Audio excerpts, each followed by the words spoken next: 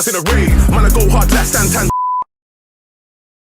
Good evening and welcome to another episode of the Touchy Gooners podcast. You got myself on hosting duties, Dan Coogs. Joining me, we got German Dan and Sean. Seen a lot of you guys this week, man. How you guys doing? Too much of me, man. Not The bad, missus not is bad, the missus is moaning, bro. You're seeing far too much of me, bro. Yeah, man. All good. So off the back of a nice little 4-2 victory against Leeds, you know, there was a lot of good positives, you know, in that match.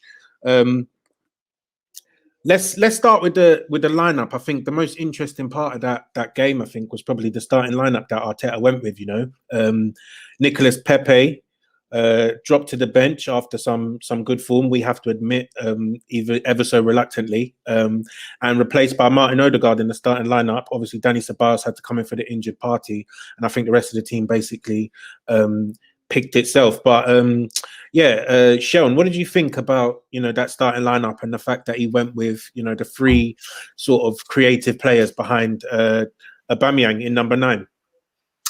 I was very happy with it. I remember speaking after the Villa defeat. I said I would like to see that trio trial behind Dobber, and I think bar Partey and Tini missing, I think that's very, very close to being Arsenal's strongest first team.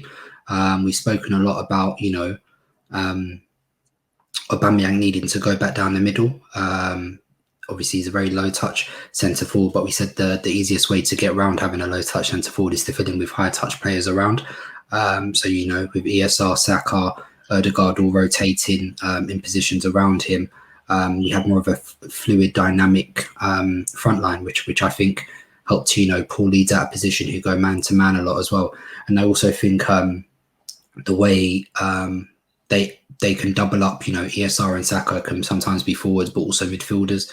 And, you know how heavy Leeds press, they're probably the most intense team in the league, but how they sort of tucked into their positions. And that helped Xhaka and Ceballos to create overloads as well.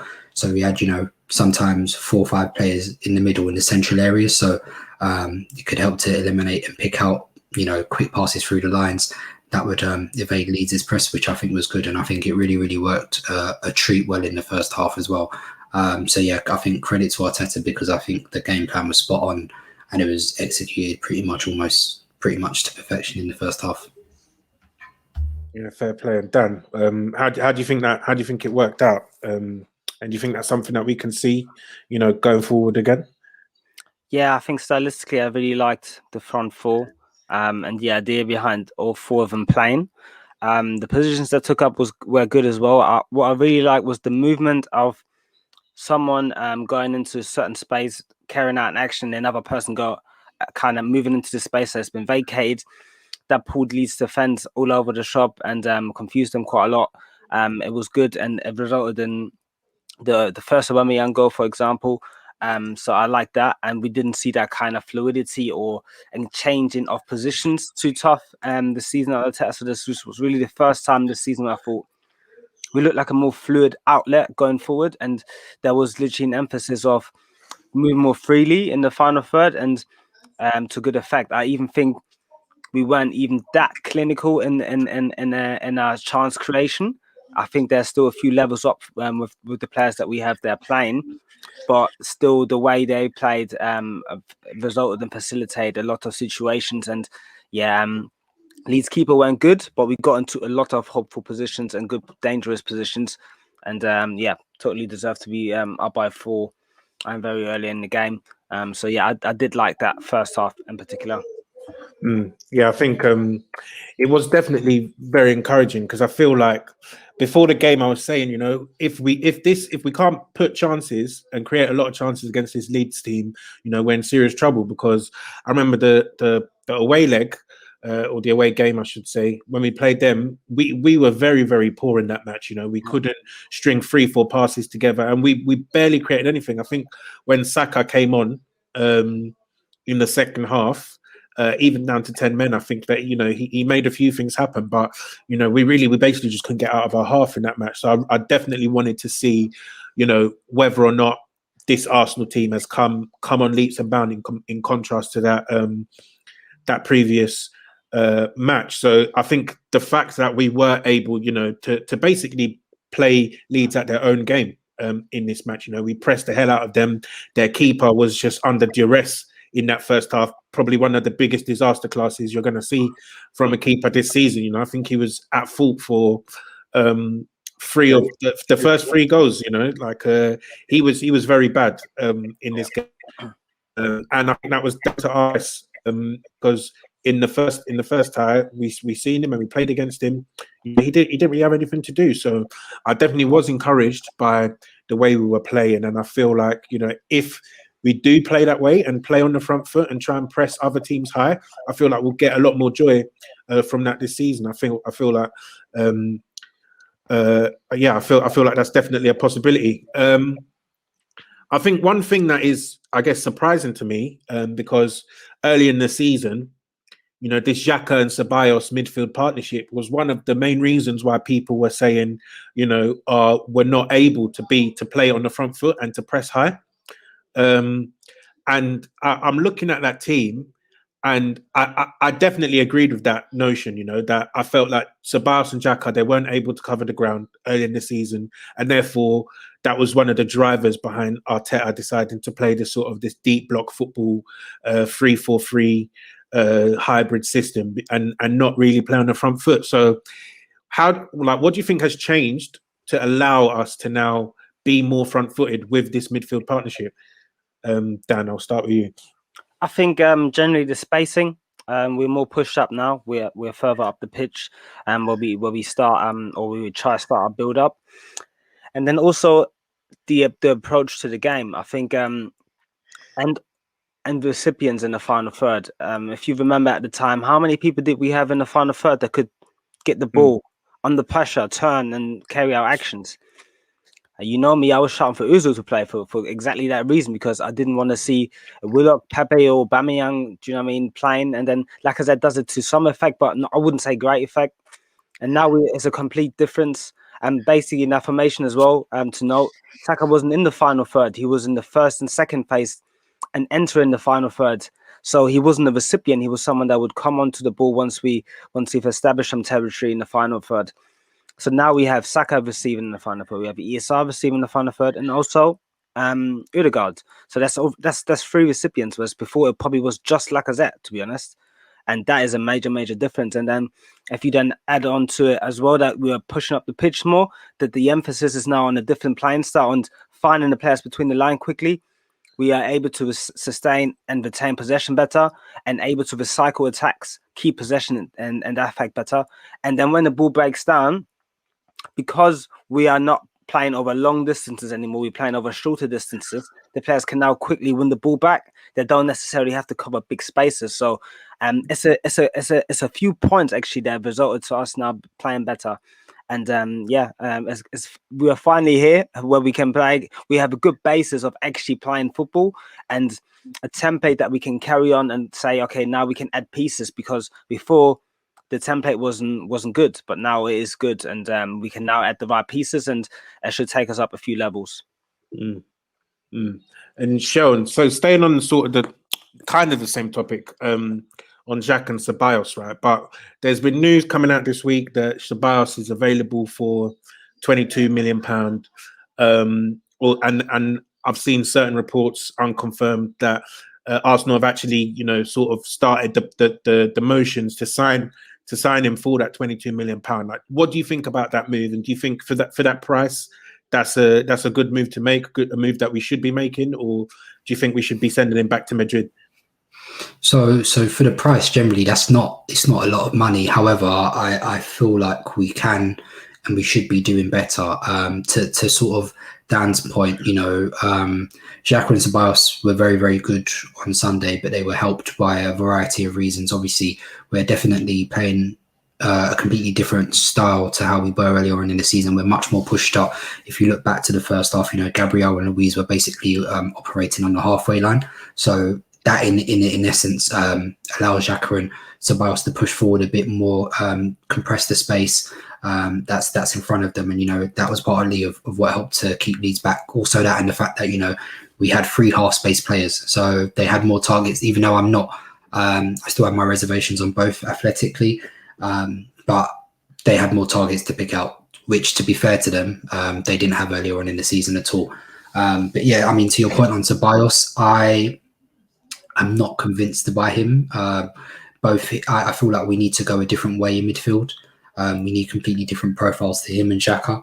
So I wouldn't be totally keen on him, because obviously I already expect Xhaka to be here next season, and I think we need to upgrade on him already. So so when you then add Ceballos on top, you can pretty much also guess if you do that, you're not going to have any other midfield signing. Basically, they'll probably just end up promoting Aziz, and those will be the four central options they go with in midfield. And whilst that it's okay, those options, we need better. Do you know what I mean? So it might, yeah, it depends on what's happening in front of them, but I still think it's not enough in comparison to what our rivals have. So yeah, to answer your question, no, I wouldn't sign him unless, like, he'd have to show me, he'd have to be pretty much almost the best player in every game from now to the end of the season for me to change my mind. So yeah, I wouldn't. His teammate Odegaard, that obviously I would love to sign instead of him. Right. So it's an interesting topic, this, because I think Fabrizio said on his podcast today, I saw some tweets saying that with Lucas Torreira, Arsenal are definitely going to look to move him on. But with Matteo Guendouzi, they said that they're going to, play it by ear and see what happens, right? So it looks like there's a potential avenue for Guendouzi to come back into the squad. And I feel like if Guendouzi's coming back, I personally feel like he can do the role of what Ceballos is providing. And I think there's probably a little bit more scope for him to do it to a higher level than Dani Ceballos. I don't think there's too much of a difference between the two players, in all honesty. So if there's a possibility of Guendouzi coming back, potentially signing a new contract and staying for a longer period of time, I personally would prefer to do that than, spend £22 million on Ceballos, probably, that you're going to get from the sale of Lucas Torreira. I would like to see that money then invested into a different type of midfielder, because I feel like, if you do have your Xhaka and your Partey, you've got two, I guess, first phase midfielders there. And then Guendouzi, I feel, can be a first and second phase midfielder. And then I personally would like to see an investment going to a midfielder who can play in that second and third phase and give you that more of a, box to box action. But similarly to what Partey does, but I think have more emphasis on the final third action and contributing to the top end of the pitch, because I feel like that would help creativity as well. So yeah, definitely a position to watch. Dan, I don't know if you want to add anything to that. Yeah, I very much agree with both of you points. I think 20 million on Ceballos are misutilized funds, to be honest. I think he's a decent player, a player with flaws, however. Same as Guendouzi. Guendouzi is a young player. He's already an Arsenal player. Also some flaws. Both are predominantly playing in the first and second phase. I think Ceballos is better in the first phase, receiving and bringing the ball out. I give him that. I think in the second phase, he's not as good as Guendouzi, and he also doesn't take the game to the opponent like Guendouzi quite does. I say this a few times. I've said this a few times. I think speed of play is a big thing in my opinion. And Ceballos at times can play quickly, but I think he just has this natural tendency to just take the extra touch, do the extra turn, and so he's just not quite a player that I would like. For the style of football that I like, I would not be signing him, and I would go into a similar route that you've described and sign a centre midfielder that has physical and technical capabilities that really make him transitional in the second and third phase. So someone that can get the ball, he passes a 1-2, and then he can go past this man, like someone that can create separation that way, can kind of destabilize midfield lines that way. I think we really need someone like that can do that through dribbling and moving off the ball. So yeah, I think I would look for that type of profile rather than a Ceballos or Guendouzi, who are similar, who are ball to feet and passing out kind of guys. So keep one of them, or get rid of both. I don't mind, but just find me something different. We have Partey now. It's obviously important to keep him fit, I think Xhaka has shown that he's always fit, basically, so he's always available. I don't see the need in investing that money into Ceballos. We have more pressing needs in the team. Agreed. Some really good points there, guys.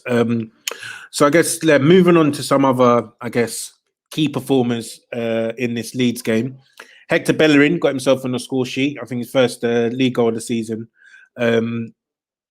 Now, it's a funny performance, I think, to try and evaluate, because obviously he got his goal, and I think well done to him for doing that. And I feel he popped up into a lot of positions, as he always seems to really do. He always seems to really do, you know, when we're attacking down that right-hand side. But for me, I feel like, you know, a few of his final passes were wayward. I felt that they were very wayward against Villa in the previous game. And, you know, on the defensive side of things, he was suspect again, and I think he was at fault for their, you know, second goal lead. So, like, personally, I see this as a big upgrade opportunity. I know that the team does have some, you know, needs elsewhere, but in terms of planning for this summer, right, where would you guys look to, you know, strengthen and change the team around? And is right back, you know, one of those places? Dan, I'll start with you on this one. And yeah, and I mean, you discussed this on the Patreon piece as well. Showing was there as well, but yeah, for me, Hector Bellerin, very upgradable player, and right back is in my opinion, is actually a priority. And the more I look at the way we're playing, the importance of fullbacks nowadays, how much we have missed Tierney's threat, and then Bellerin offers us a threat, but the threat is not as consistent and is also not as devastating. So I just need two fullbacks who are very capable. Liverpool have this. A lot of the good teams always have two very capable and good fullbacks, and I need that at Arsenal. And I just don't think Bellerin is of the desired quality, both offensively and defensively. Even though he gives some offensively, I will not take that away. I do think his touch is sloppy at times, and the final passes are sloppy. I need better, man. So I would definitely upgrade at right back. I view potentially left wing as a very interesting position to upgrade on, or add someone into it. I think if we can keep Odegaard, that would be great. I don't know what's going to happen with Pepe. I'm guessing he's going to stay. I do think that we should move on. Should move Willian on though. So I think we should do something on the wings. Basically, there is some maneuver on the wings, and there's also some question marks for personnel. And then in midfield, we said I wouldn't sign Ceballos. I'll probably bring back Guendouzi. I'll get Torreira out as well. I utilize the funds to buy a centre midfielder, and definitely don't buy a centre back. I know we've been linked with them. Just bring Saliba back and let the guy play. Yeah, don't judge him after 1 or 2 training games. So yeah, I will do that. I think right back, centre midfield, and left wing for me. And up top, I think if Lacazette, or actually, I would sell Lacazette and Eddie. So we need to sign a striker. I don't know what profile I would go for right now, to be honest, because it really depends on if Balogun stays or not. If Balogun stays, I would go for an experienced sort of target man that just comes in as a second option.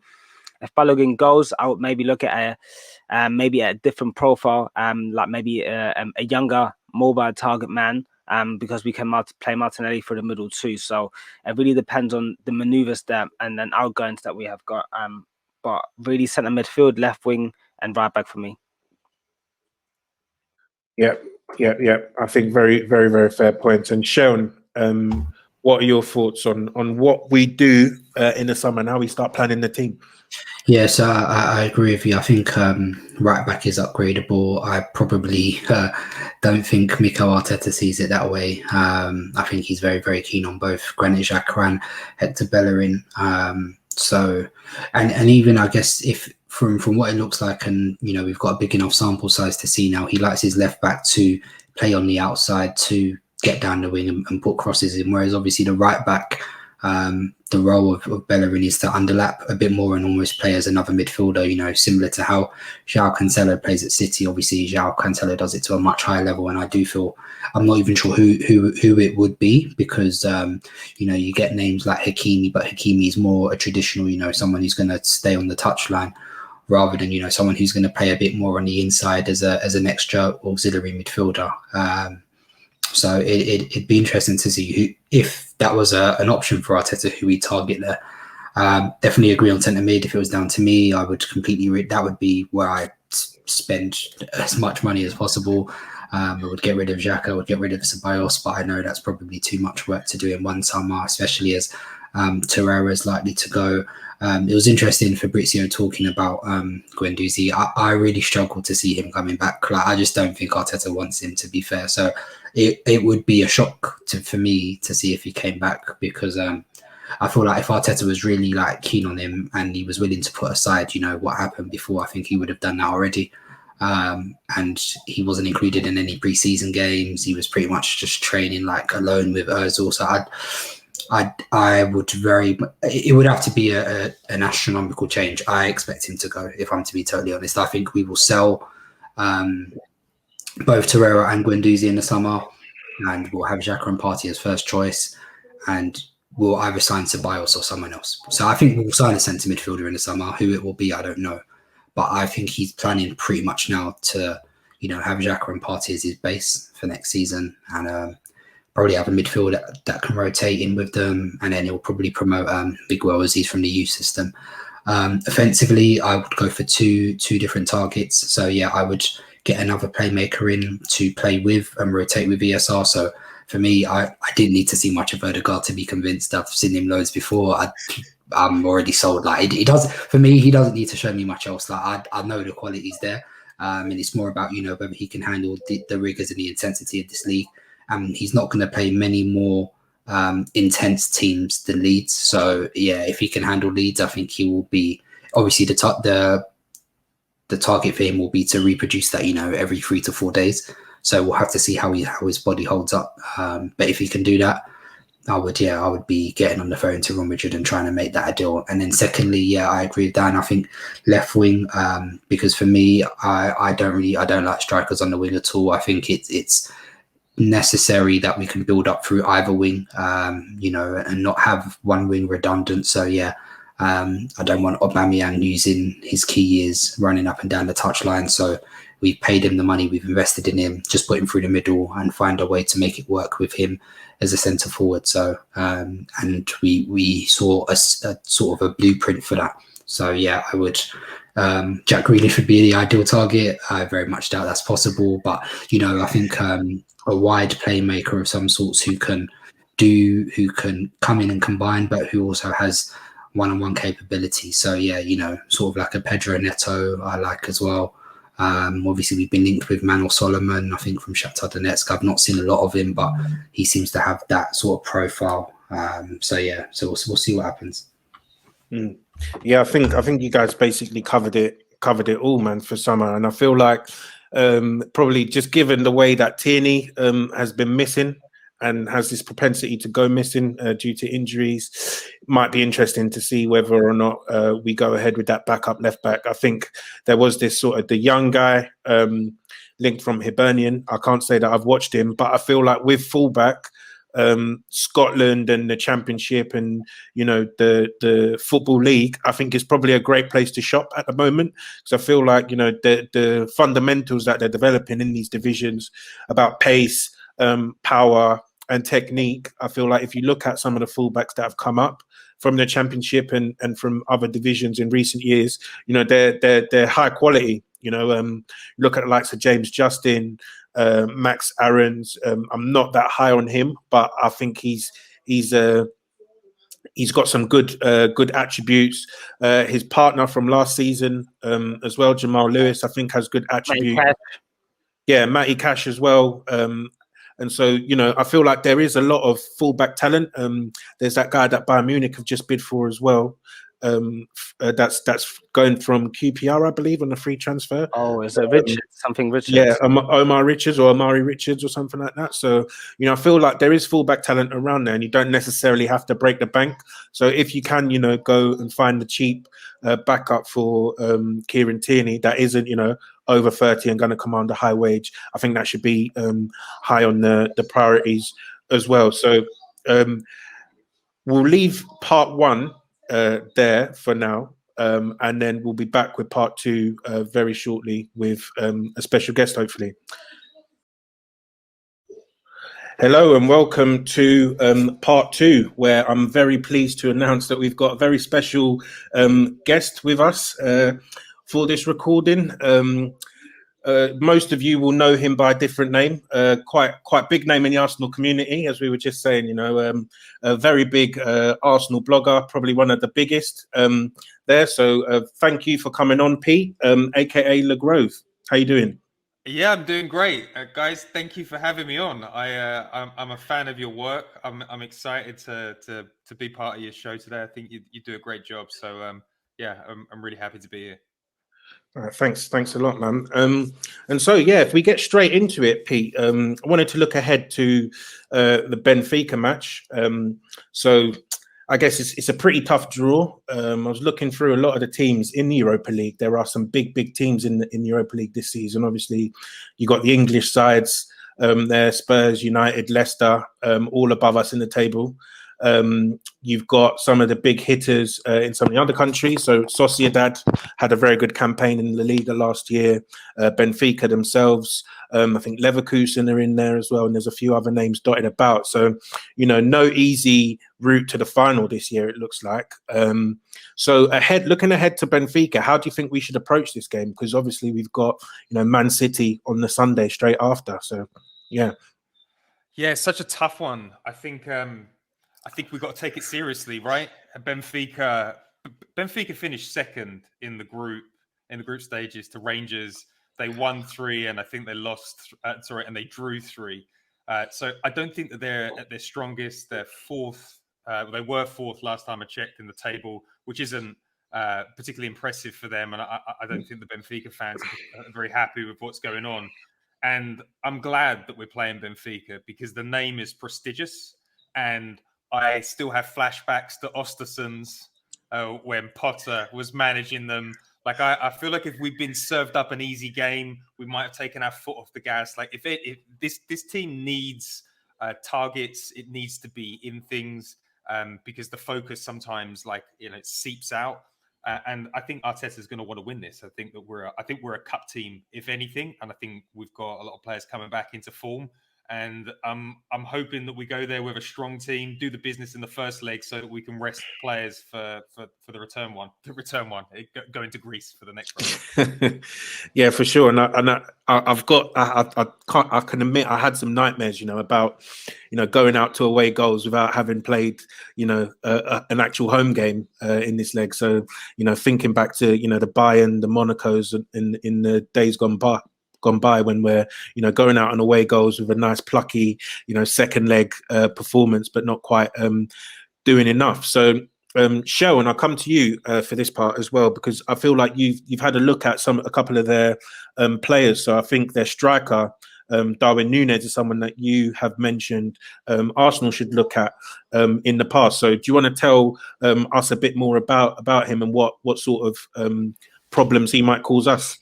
Yeah, he's a bit of a mobile target man, so he can drop in to combine, but he can also look to stretch in behind. He's quite good in the air as well. So I mean, he's not got the greatest stats, but I mean, he's still young, he's still developing, so it will just be someone we have to watch out for. Same with Pedrinho. So they've got quite a few, you know, decent youngsters. They've been a bit hit and miss in the league this year, but they also have, you know, old school guys like Adel Taarabt, Jan Vertonghen, so, you know, some real throwback names as well. So it's just one of those ones. I think, like Pete said, we can't afford to be complacent. We probably need to. It is a tough one because we have Man City on Sunday, so the recovery time is very short. So we play obviously Thursday night, probably not going to fly back to Friday. You know, obviously they'll rest for the rest of Friday, probably train on Saturday, and then the game's on Sunday. So it's I don't know if he's going to play the same team for both games. You might see, you know, 2 or 3 changes. I think you probably need to anyway. Just the period we're entering now, we're going to be playing every 2 to 3 days. Because obviously we're not really at the point either in the league where we can, you know, throw in the league season either. So so he still has to be seen to take both competitions seriously. So but, you know, we had some people. Pepe was, like you said, he was entering some decent form. So if there's subtle rotation, I think that will be good as well. So because City is going to be an immensely hard game on Sunday as well. So, but if you were to ask me, I think we might see 1 or 2 changes tomorrow. It wouldn't surprise me if you saw Pepe or Martinelli start. And maybe I saw Tierney's back in training. I don't know if he'll start tomorrow, but if he doesn't start tomorrow, he'd probably play against City, I reckon. So, but I reckon, probably 1 change in the forward line and maybe a change at the back as well. Yeah, very good, very good. And Dan, I think on that final point that Sean mentioned on Kieran Tierney, so there was some injury updates today from Arteta. He said Partey is still training individually, and then Tierney is in the squad for this, but he's only had 1 training session. So if you're in Arteta's shoes here, how do you, pick that left back spot, in this game with City on the horizon as well? I think I'd be very cautious utilizing Tierney straight straight after just having 1 training session. I get the importance of this game, but as Pete mentioned, I don't think Benfica are in the greatest of place themselves, and I think we should have enough really to put them away, even without Tierney. The last few matches, I don't think we played particularly bad. The league results against Villa and Wolves obviously are not acceptable, but I saw decent things, and Tierney didn't play in those matches. And against Leeds, I think we had a good approach to the game and created a lot of chances and situations. So I think we can do similar against Benfica, and also without Tierney. So I'll be very cautious utilizing them and playing them in this game, even given that the importance of this game. I think Cedric is in a decent rhythm. I wouldn't say great form or anything, but he's been playing, he's been competing.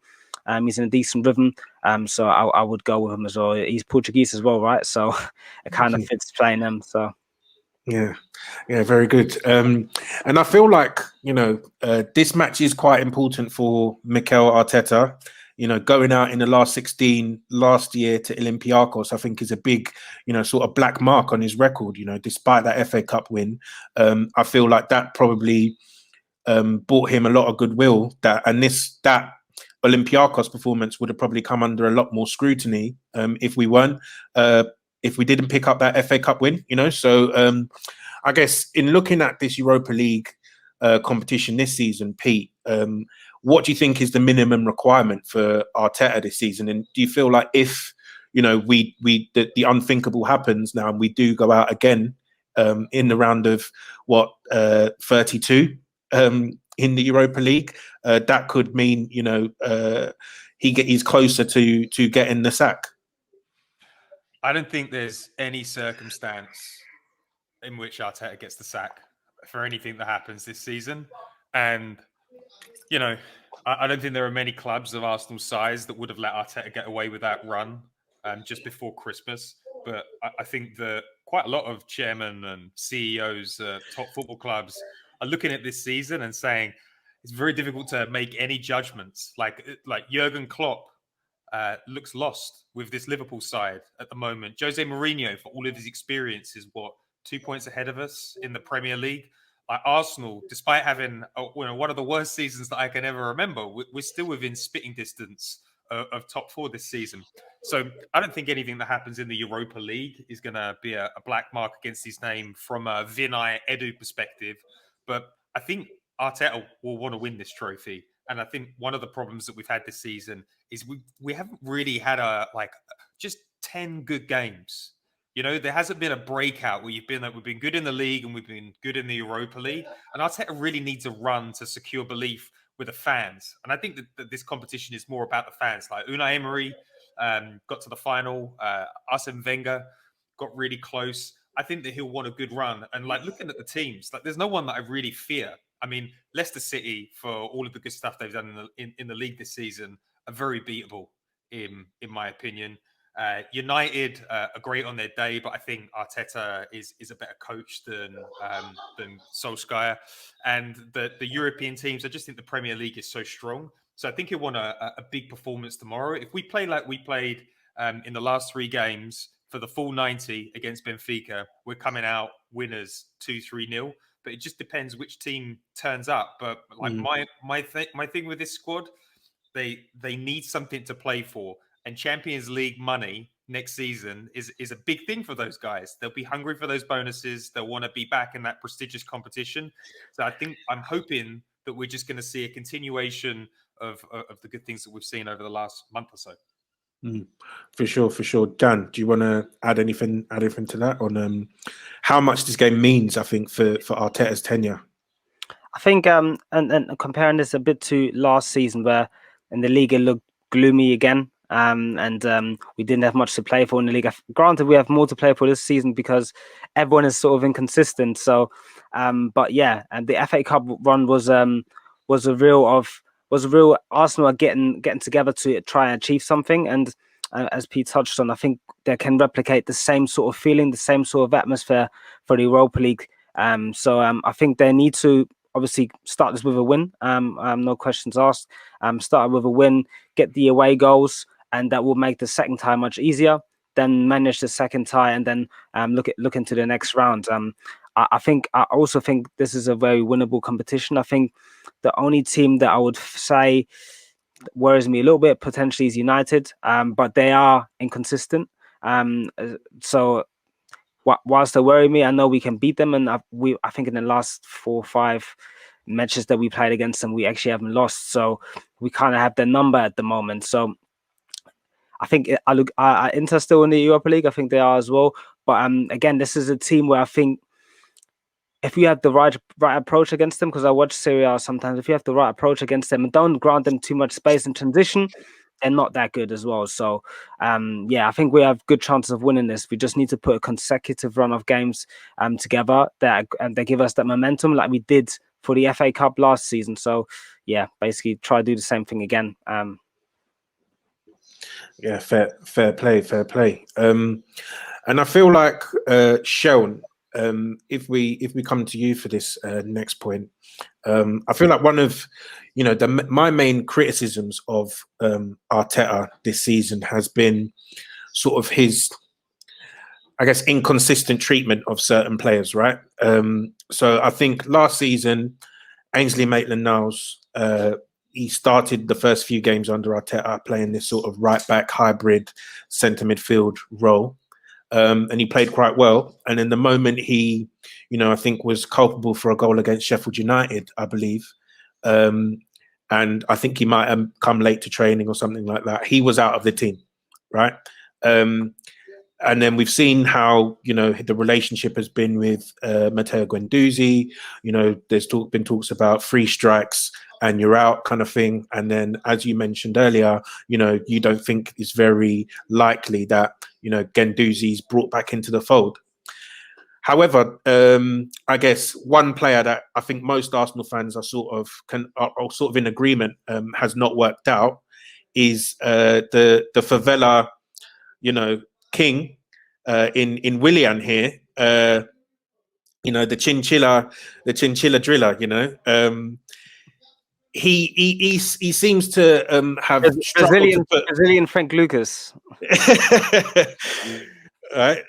He seems to have struggled for any sort of form and confidence. What opinions about Willian before us signing him? I think all can agree that he wasn't this bad at Chelsea, etc. But this is someone who has also broken the rules behind the scenes as well. That unsolicited, approved trip to Dubai, etc. This is someone who still finds themselves in and around that first team. He's coming off the bench before the likes of Martinelli, before the likes of Pepe in the last game. What do you think the reasoning is why this guy keeps getting picked? And, do we think there's a scenario here where he could potentially be sold in summer? So I think Arteta is just, he's trying to flog a dead horse at the moment. Do you know what I mean? Like he really put his mask to the sails on this guy. So he's trying to die on this hill. But he really needs to stop because one, he doesn't even look like he fits into the team. Do you know what I mean? In terms of what we're doing at the moment, you see with ESR, Odegaard, Saka, the combinations that we had against Leeds, he just drains the energy. Like you saw when he came on against Leeds, it was just kind of like, oh, this guy again. Like when Pepe and Martinelli were on the bench that you could have easily brought on. It's just you just need to let it go. You know, in life sometimes you can just get stuff wrong in it. Like, and he's gotten this. Him and Edu have both gotten this badly wrong. You need to swallow your pride, accept, and just try and get rid of this guy. I don't know if they're going to be able to because of the money's on. He's 32. He's very comfortable in London. I don't know if we're going to be able to get rid, but he needs to, and he needs to stop bringing him on. People are saying he's got, I don't know if there's an appearance clause that he gets paid like in terms of weekly appearances, but yeah, it's inexplicable why he gets, because he's barely contributed. He's not had any. I mean, Fulham was the main goal contribution he had this season, and he's been generally, you know, when Arteta talks about non-negotiables, but he's been crap for so long. Like, you know, the amount of chances you've given him. And it'd be understandable if this was a young player, you know, this was an experienced player that was supposed to come in, not need any time to adapt, that was supposed to contribute, supposed to be a senior statesman, contribute goals and assists for us, and he's been utter garbage, man. He's just been absolutely terrible, and he's been shown up by so many players. I hope we can get rid. I don't know if we can, but yeah, he needs to get rid. I know he's probably trying to play him to get him into a bit of form and then a bit of confidence, but I don't see it happening. Yeah, and Pete, yeah, just it would be good to get your thoughts on I guess the Willian signing and I guess even the way Arteta's using him. Do you think, you know, he's actually playing him in ways to get the best out of the type of player that Willian is? Yeah, I think that, you know, there are always going to be teething problems with a new manager. Arteta's addiction is players that are over the age of 30. You know, I think his initial plan after winning the FA Cup was he'd get a couple of senior players in, he'd shortcut his way to the top four, and lift the Champions League in a few years' time. He completely forgot what it's like to be a player in your 30s.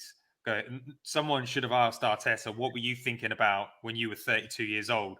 And it was his coaching badges. It was how he was going to get into management. It wasn't about lifting the Champions League at 35 years old. He was there for the retirement. And even the way that we signed Willian up, he had no other choices in London. Chelsea were only going to give him the same deal for 2 years. We doubled his money. There was no leverage in it. It was a shocking deal start to finish. And you know, more people should be talking about like how that happened, but we're not. There's no chance that anybody in the world is going to pick him up. He's here until the end of that contract. And the difficulty that happened with Arteta was we made him manager in the summer. And when you become a manager, it's not just about your coaching and who you put out on the pitch. It becomes about your taste, because he went to the board and he said, you should sanction 250 grand a week for this player.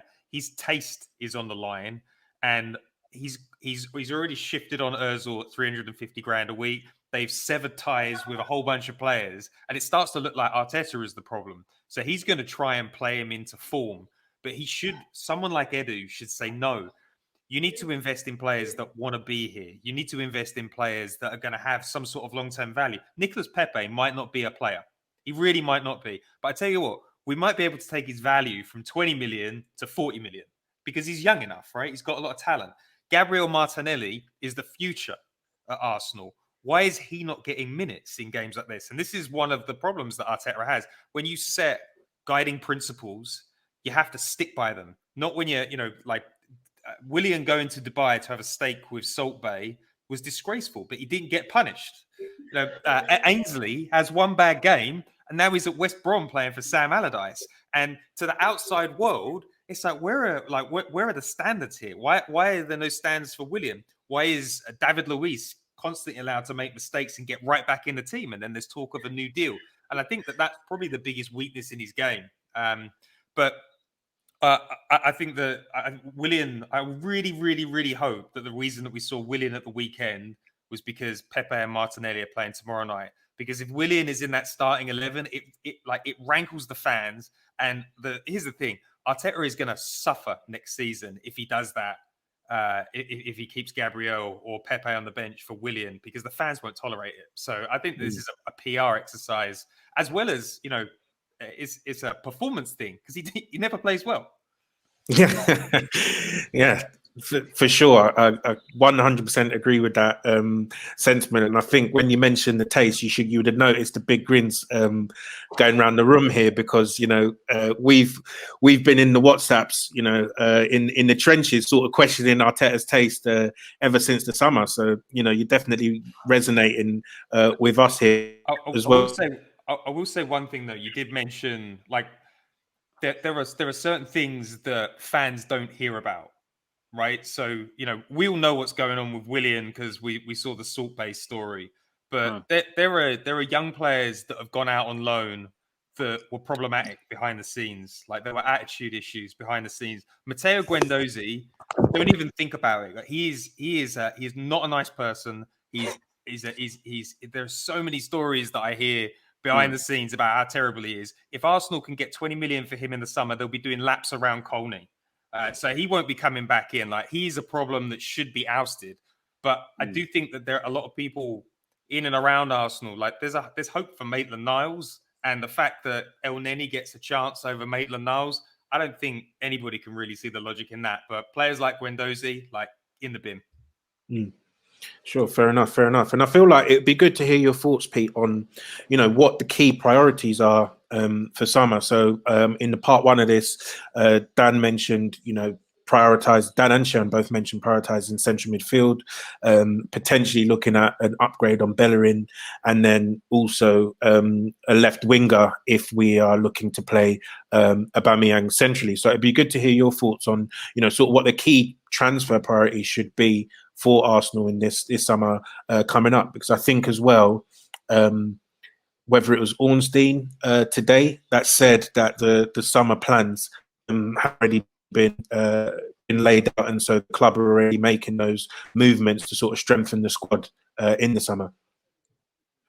Yeah, I think that you guys are absolutely right. Like, set a top quality centre midfielder, I think is going to be the priority. Granit Xhaka has been good lately, and he's not my favourite. He's not a lot of Arsenal fans' cup of tea. But we can't rely on a centre midfielder that doesn't have mobility. This system needs quick passes. I think I was listening to your podcast the other day, and someone mentioned players that can pass around corners. We need a top quality centre midfielder that can run with the ball, someone that's going to give power and energy and add a little bit of class to what we're doing. I think we need a backup left back, and I think Martin Odegaard is the plan for next season on loan if we can't buy him this summer.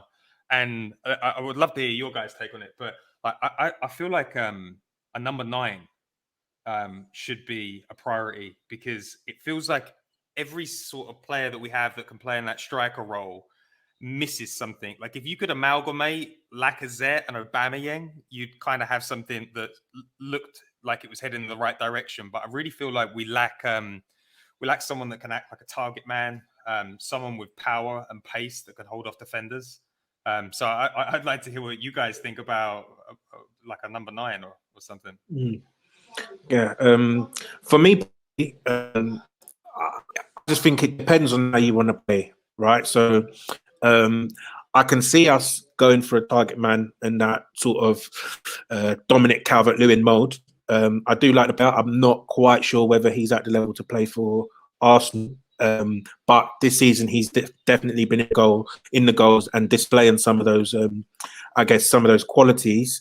But for me, I do really like Aubameyang in the number 9. I feel like there's different ways of playing striker, and I really quite like the fact that Aubameyang is always on the blind side of defenders. He doesn't really have to get in and physical and play with his back to goal. Like I think you saw it in that Leeds game and in moments in the Aston Villa second half as well, that he's always in a position to score, and the players around him are sort of fulfilling that target man-ish role. Like they're the ones who are, set in play, bringing runners through and creating chances. And I feel like, we've given Aubameyang this big contract now. Now let's at least give him one full season playing as the number 9, the main guy, because we've given him the money that says he's the main guy.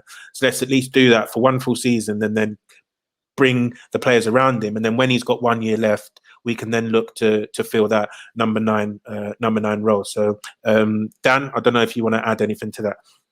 Yeah, I think he touched on some good points there, and I think Aubameyang has some very obvious deficiencies as a striker, but he also has some very obvious strengths. And in the last couple of years, is without a doubt shown that he's one of the elite marksmen in Europe. His ability to find space and then actually make the space. So today I was watching Haaland and against Sevilla, and Aubameyang has a similar quality, that is pulling the defender a bit deeper and then spinning in behind. And the defender just can't keep up with him. His speed is another level. So he can't keep up with him. And if we have, so in order to get the best out of Aubameyang, which is what they did at Dortmund as well, is you need to have a lot of technical and high touch players around them. Shion touched on this earlier, and I think the way we set up against Leeds is the formula for getting the best out of him, and having the ball for sustained periods in the final third. And if we have the ball for sustained period in the final third, another great quality of Aubameyang is that he does a lot of runs. Like if you really just watch Aubameyang, he does a lot of runs or starts a lot of movements and runs in very quick succession and does it over and over. He repeats so many movements. He keeps the defenders on their toes. And the difference between Lacazette and him is really that Lacazette doesn't do that. Lacazette a lot of times comes short, it comes to feet, or he tries to lay off, then move off the ball. Aubameyang is different. He's a different type of threat, and you can't tell where he's going or which direction he's going to go to. So as long as you have the capability of having the ball in that final third and putting the pressure on the defense and destabilizing them and in different areas and different zones, he can then find space that becomes available as a result of your technical football. So I think we need to look at this blueprint and then try basically find the best players possible for this. We've mentioned Ødegaard. I think I'm a big fan of Ødegaard. I really like what he does. We've seen in the Leeds game, under pressure, he's very good.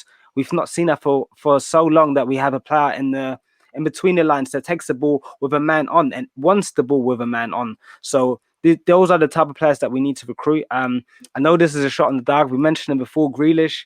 If we can get Grealish on the left-hand side, this is what we need. And then I would have ESR as a rotation option. I would have Ødegaard, Grealish, ESR, Saka, all behind Aubameyang rotating, and then playing technical football, and Aubameyang finding the pockets of space and finding the space and behind the defensive line.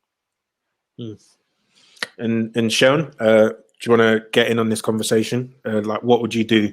Yeah, I agree with what Dan said. I think, and what you said as well, Dan. I think we're just at a point now. Aubameyang's 32. He's not at an age where we want him doing shuttle runs up and down the left wing. You need to condense, the space that he moves in. So, in and around the 18-yard penalty box. And that's what people need to remember. We didn't buy him because he was a left winger. We bought him because he was a top marksman as a number 9 for Dortmund. And like you said, he was at Dortmund. I think he had some of his best season when he was surrounded by Mkhitaryan, Ousmane Dembele, and Royce. Very high touch, high volume, technical players who had a lot of good combination play in and around the penalty box. And he's for me, I've always said Aubameyang is very similar to Cavani. These aren't guys who have a lot of confrontation with centre backs, but they go in and around. I think people now, they're so very hung up on a hold up centre forward, like the striker has to hold up the ball. Like there are various different ways to play the number 9. Obviously, I'm not comparing Aubameyang to Henry, but Henry spent so much time out on the left. He was always rotating with Pires, Cole, and you had Dennis Bergkamp dropping deep. So there were times there, sometimes centre backs weren't marking anybody when they were playing Arsenal, and I think that's Arsenal at their most dangerous. When you have a fluid, dynamic front line, players interchanging, players moving in and off the ball, and it's why I'm a big fan of Emil Smith-Rowe. If you look to the first goal against Leeds, Emil Smith-Rowe comes in off the flank, he combines, and Aubameyang moves in, he goes into that left half space position that Emil Smith-Rowe was in, and then he had a free run at the centre back. And so I think the most important thing is just to get him into regular goal scoring positions. I think for me, I know Aubameyang is playing well when he's getting chances. I'm more worried about Aubameyang when he's not getting chances. And I think of recent, he's been getting a lot of chances, you know what I mean? So we're finding him in areas where he can be effective. So for me, it's all about getting him in, focusing on the in and around the 18-yard box, and I think he'll be very, very dangerous for us going forward, and I expect that to be the case. It's all about creativity for me anyway, so I think that's been our biggest weakness.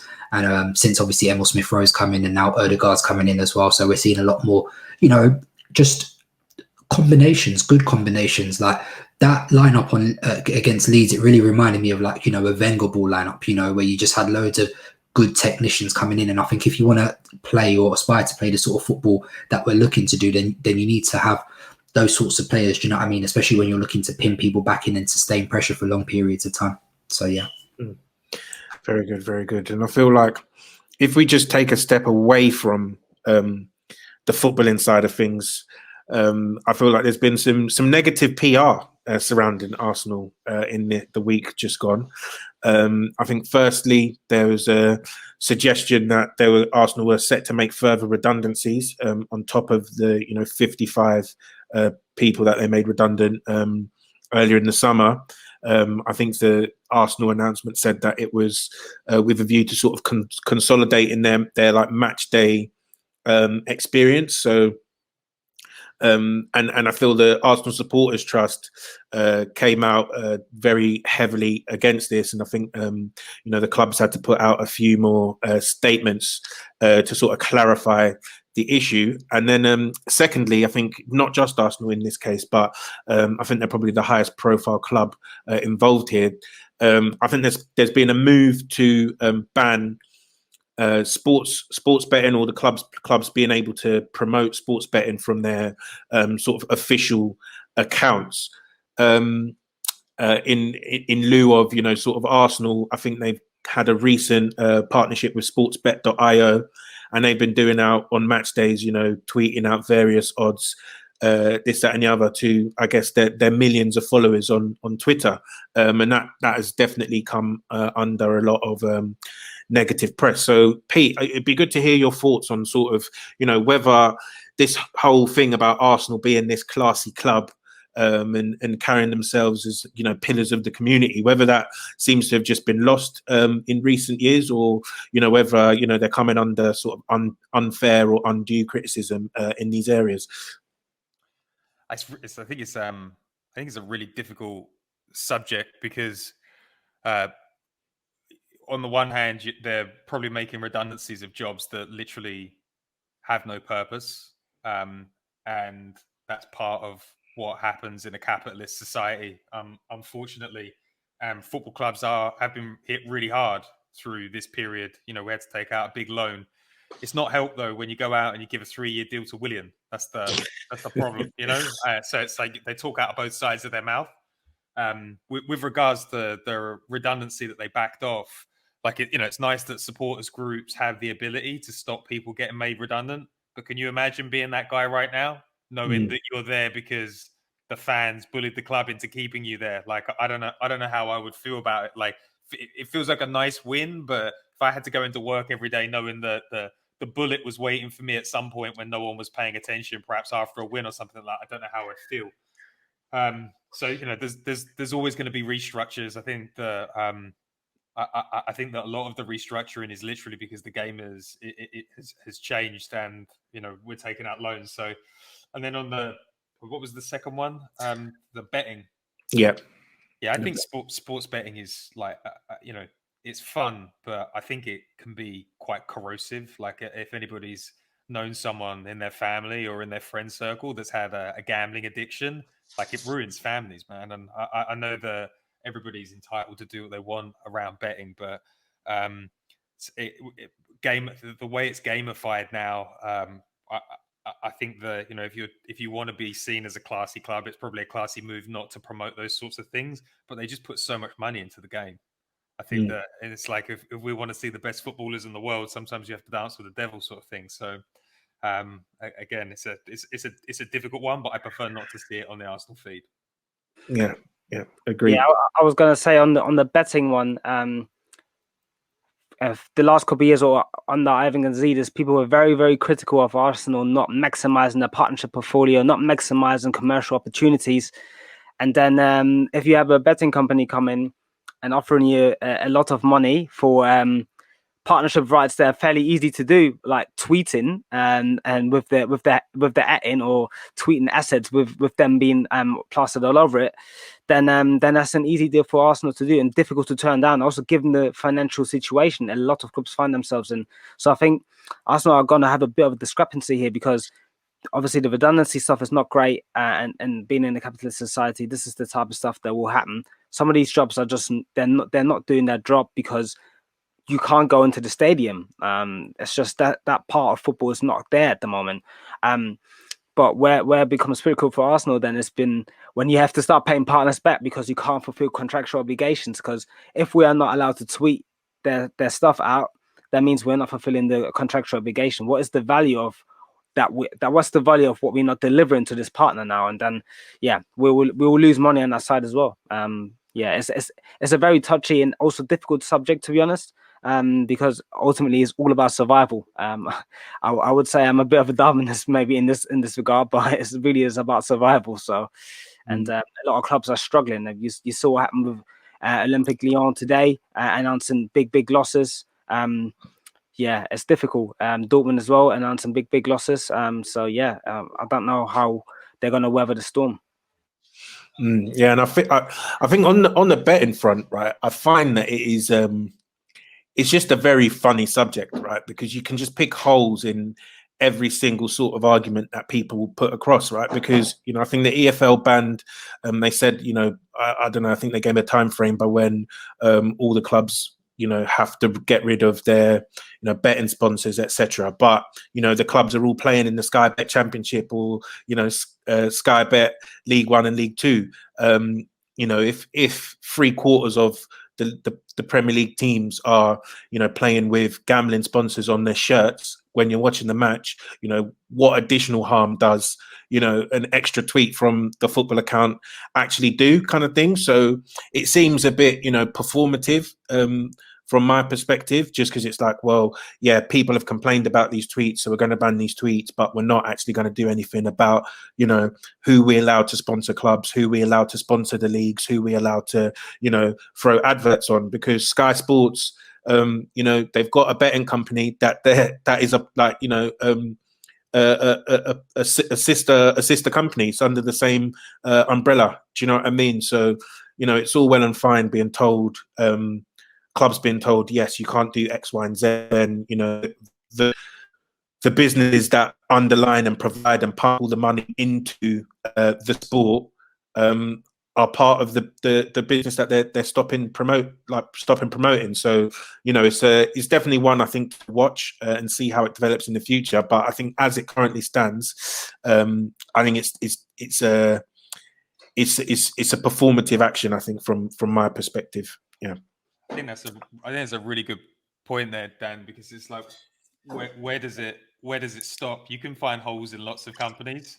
Like the Rwanda sponsorship came with concerns as well. Paul Kagame doing some things that like don't jive with certain people, but it's like, how far do you take the judgment of all these things? I do think that with the betting thing, you have to look at it. I think you have to look at it holistically. You're right. Just taking away tweets probably isn't quite the right thing, but it feels like a start. For sure. And I think finally, some news that came out today. Thierry Henry being the favourite to join Bournemouth as their new manager to replace Jason Tingle, I think is the name of the leaving Bournemouth manager. Sheldon, I'll go to you here. Like, what do you think about the potential of Henry managing back in England and being in the Championship? Because I think as well, Vieira was on the shortlist for Bournemouth, and I think he's interviewed with them. So, either one of them being back in the being back in the English leagues might be very interesting. Yeah, it could be good to watch, but listen, Henry was quite a big failure at Monaco. He hasn't done too well at Montreal Impact. Now, listen, I love Henry. I love Patrick Vieira. I love Dennis Bergkamp. So seeing those guys not do well, like, it just upsets me, like, just generally. And it's partly why I never want any of them to ever manage Arsenal, because I don't ever want to have to say anything bad about them if anything goes tits up. So, yeah, I love you. Please, just do punditry, like just so like you don't, like obviously they're entitled to do whatever they want to do, and if they obviously whatever managerial roles they do, I hope they do well. But yeah, I kind of feel like just the personality Henry it kind of just clashes with people, and it just rubs people up the wrong way. Like, and I get it. Like, he was so good that like other people's shitness, it just doesn't like he struggles to comprehend it. Do you know what I mean? So, but yeah, the way he is, like, I don't think it's conducive to management. And yeah, if it comes, obviously I hope he does well, but I just don't think it will go that well. Patrick Vieira is probably not as volatile as an individual, but he got sacked from Nice. I don't know how did he do that well when he was in New York? So yeah, I don't know, man. I just wish we could just give them some sort of ambassadorial roles. They could come back to the club, sort of similar to how it is at Bayern Munich, where, we can get them on the board doing something relevant. But yeah, them failing as managers upsets me. And I don't ever want any of them to manage Arsenal ever. Yeah. Do you know what the thing is? Yeah, it scares me, the prospect of Henry coming and not doing well potentially at Arsenal or any club, really, because listen, I'll be honest. I was very quick to criticize him when I didn't see things. When I saw things I didn't like, I had no reservation at all. I was shouting that out very, very, very fast when he's doing a lot of nonsense. But with Henry, I wouldn't be able to do that. Like, I just think it's a similar situation as with what it was with Wenger for a lot of fans. You just have too much of an attachment to those key figures, and I think what you said, Sean, that I think that's something that Arsenal really should do, like utilizing those players with big names and reputations and connections in the game in different roles. Not necessarily, I wouldn't say maybe as an ambassador. I would say maybe helping us identify players or being part of some sort of technical team that goes out and gets players. I think I look at Maldini at AC Milan, obviously Bayern Munich. Have Oli Khan now as part of the leadership group, and Hassan Salihamidzic. So, of course, those players have to do the necessary experience. I have to do the necessary courses. And I saw quite a funny picture of Oli Khan doing a Harvard course with a load of NBA players and NFL players. But I think if we could get some of our legends to do that type of stuff, I think that would very much help grow and help the club grow and bring the Arsenal identity and basically get players in. We have a lot of pull through these players. Pete, I don't know if you want to add anything to that before you have to shoot off. Yeah, like Thierry Henry at Bournemouth managing Jack Wilshere in centre midfield. Like, I love the idea of it, and I hope that he does well. But I agree with you guys. It's going to end in tears. He's not. He was too good. He was too good as a player to be a manager, and it's a shame. Sure. So yeah, thank you guys for listening, and thank you for joining us. As I said, this has been an absolute pleasure to have you on the platform, Pete. Do you want to let the listeners know where they can find you and how they can hear more of your opinions? Yeah, thanks for having me, guys. I really appreciate it. You can find me at Legrove on Twitter or legrove.co.uk for the blog. Perfect. Thank you. And so, guys, make sure you subscribe to the Touchline Fracas YouTube page, where we're releasing lots and lots more visual content, and also you can tune into the Discord lives during every single Big Six match. You're missing a lot of good content if you're not subscribed to that, man. There's a lot of blood of enemies being spilt in recent weeks, and you'll be missing all the banter if you're not subscribed. Make sure you follow Touchy Gooners on Twitter and Instagram as well, and subscribe to the Patreon if you want more exclusive content from us as well. Thank you for listening, and see you guys after Benfica.